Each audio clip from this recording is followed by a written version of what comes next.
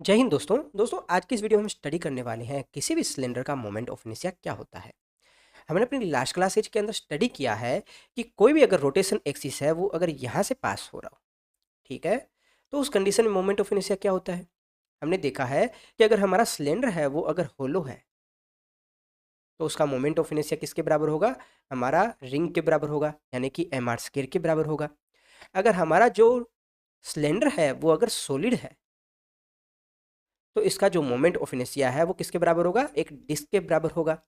परंतु दोस्तों क्या होता अगर हमारा जो रोटेशन एक्सिस है, जो सेंटर ऑफ मास से जो पास होने वाला जो एक्सिस है उसके परपेंडिकुलर हो, यानी कि यहाँ से पास हो रहा हो, तो किसी भी सिलेंडर का जो मोमेंट ऑफ इनर्शिया है वो क्या होगा।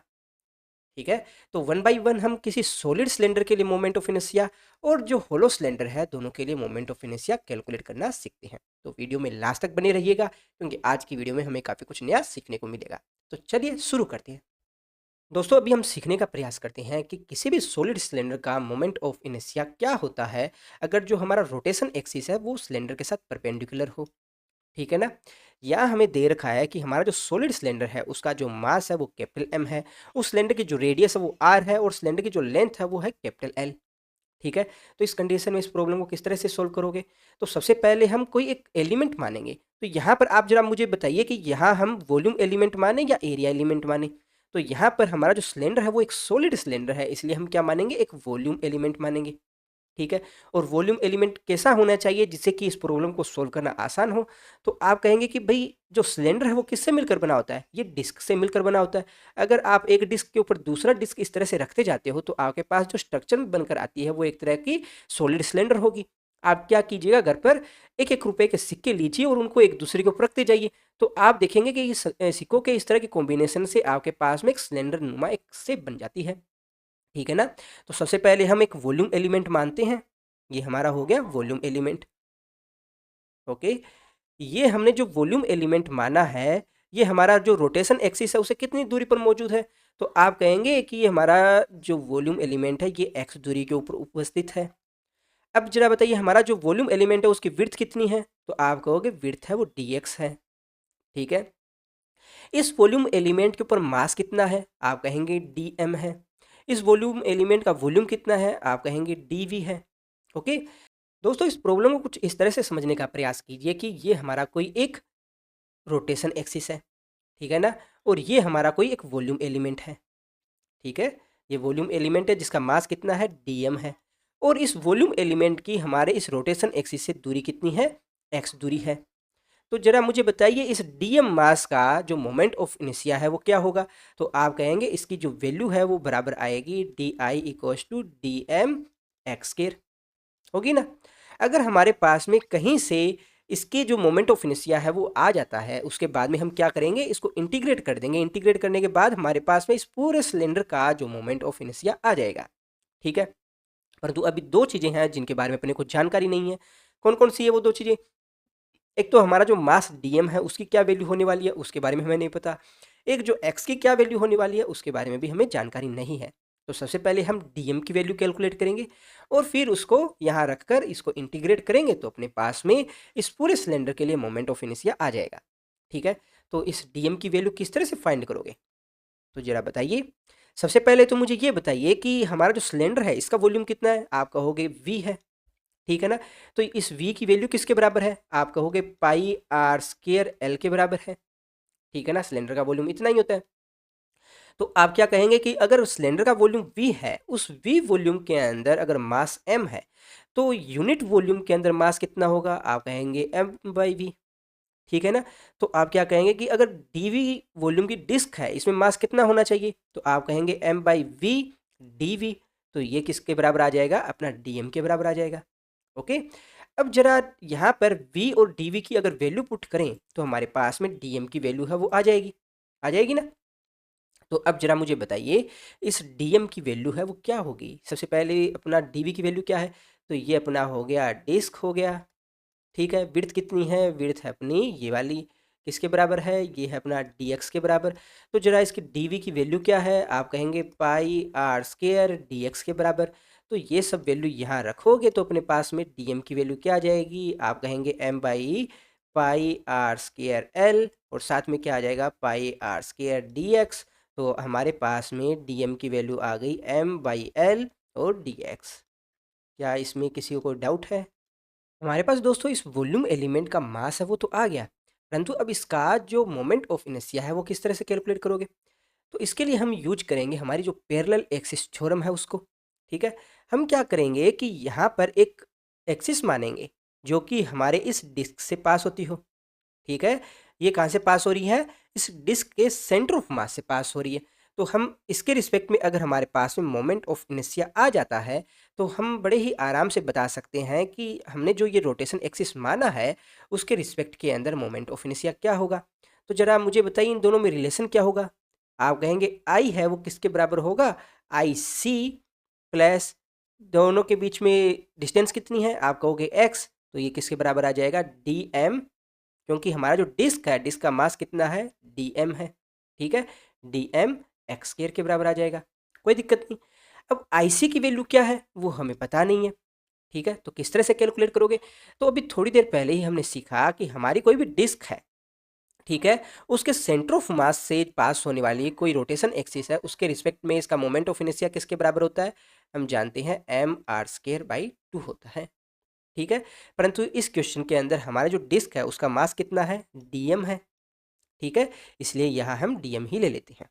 ओके, अब कोई दो रोटेशन एक्सिस आप इस तरह से मानिए कि एक तो यहाँ से पास हो रहा है और एक हो रहा है यहाँ से पास हो रहा है। ठीक है ना, इसको हम मान लेते हैं आई एक्स एक्स। ठीक है, इसको आप मान लीजिए आई वाई वाई। ठीक है, और ये वाला जो आपको येलो कलर में दिख रहा है ये अपना क्या है? आई जेड जेड है। ठीक है, तो यहाँ पर परपेंडिकुलर एक्सिस थ्योरम से आप क्या जानते हो कि आई जेड जेड है वो किसके बराबर होगा? ये बराबर होगा आई एक्स एक्स प्लस आई वाई वाई। यहाँ पर वैल्यू आप पुट करोगे तो हमारे पास में क्या आएगा? देखिए आई जेड जेड की वैल्यू कितनी है? हम जानते हैं D M R square by 2। ठीक है, इधर वाली साइड क्या आएगा?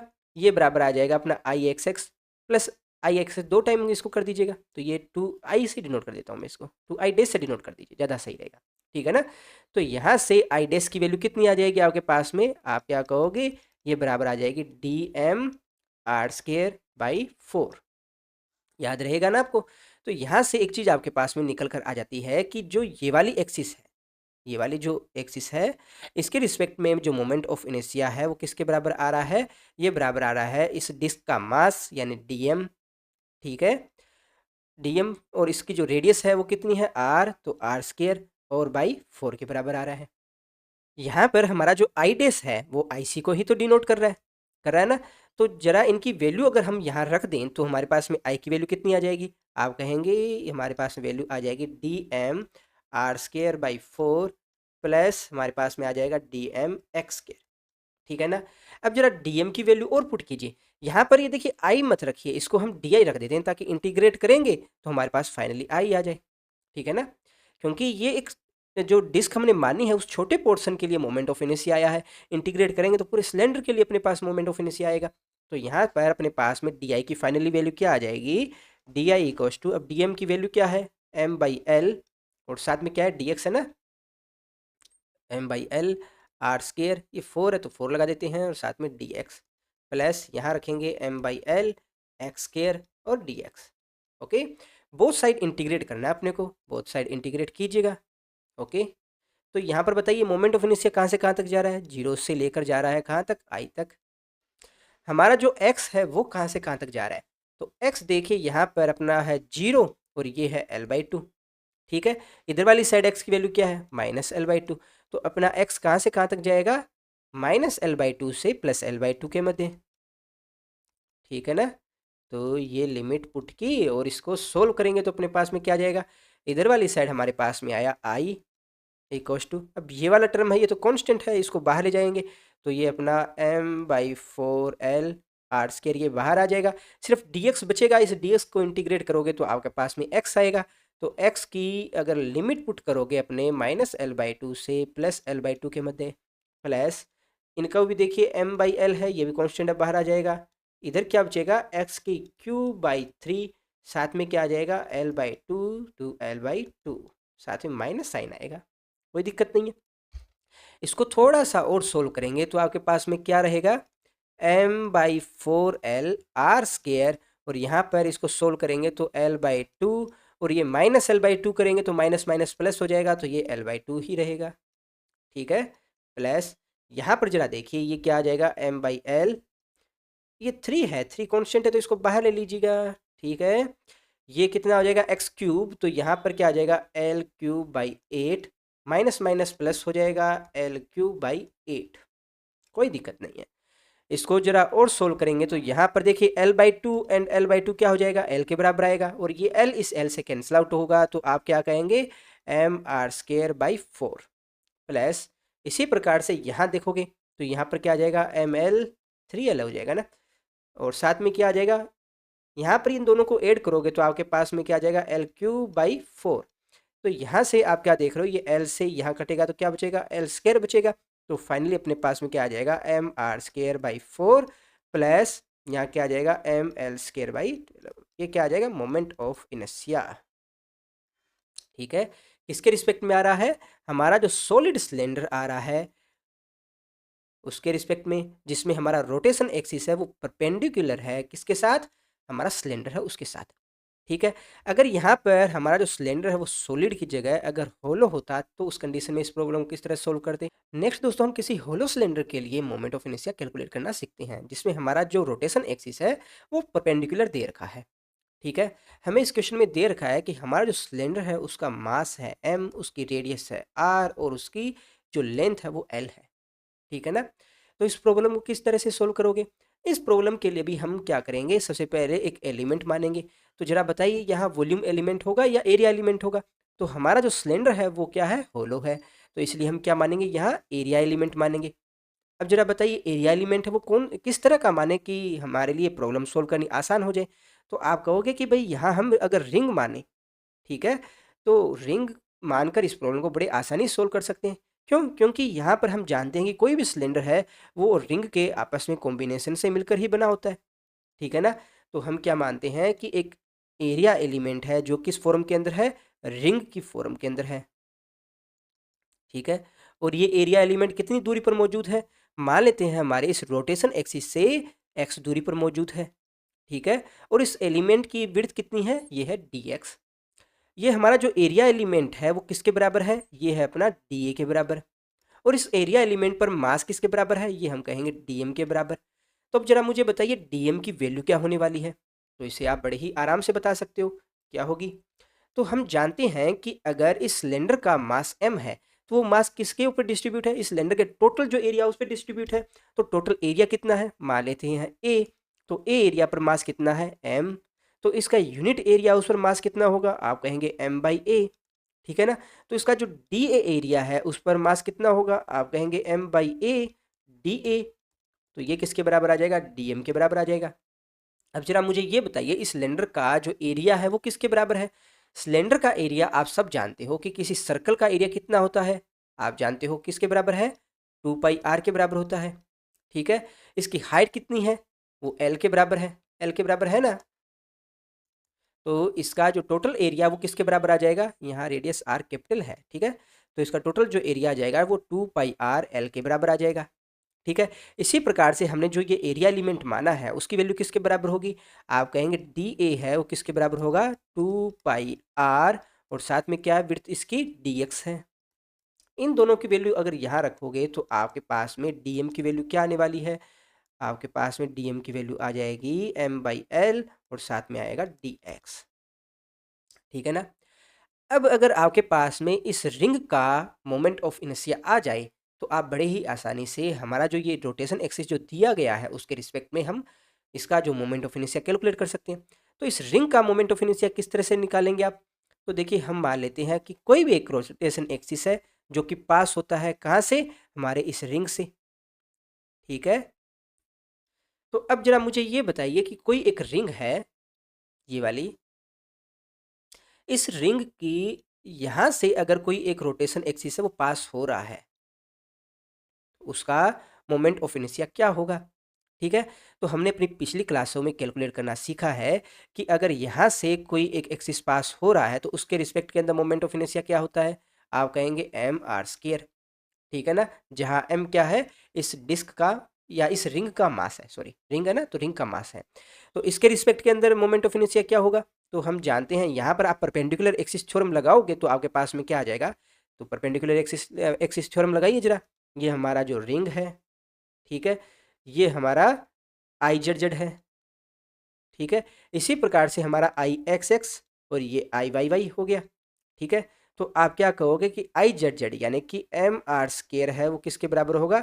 2 times of I x x के बराबर होगा, होगा ना, होगा। तो यहाँ से आई एक्स एक्स के बराबर होगा, तो यहाँ से आई एक्स एक्स की वैल्यू किसके बराबर आ जाएगी? एम आर स्केयर बाई 2, ठीक है ना, होगी ना एम आर स्केयर बाई 2। तो यहाँ पर इस एक्सिस के रिस्पेक्ट के अंदर हमारा जो मोमेंट ऑफ इनर्शिया कितना आ जाएगा? एम आर स्केयर बाई 2 के बराबर। तो पैरेलल एक्सिस थ्योरम लगाएंगे तो बड़ी ही आसानी से अपने पास में आंसर आ जाएगा। तो देखिए क्या रिलेशन होता है, हम जानते हैं कि हमारा जो आई है वो किसके बराबर होगा? ये बराबर होगा आई सी प्लस इस डिस्क का जो मास है वो किसके बराबर है? मास अपना डी एम के बराबर, ठीक है। और परपेंडिकुलर दूरी कितनी है? आप कहेंगे एक्स स्क्वायर के बराबर है, ठीक है। एक चीज़ अपनों ने यहाँ मिस्टेक की, यहाँ पर अपनों ने एम लिखा है।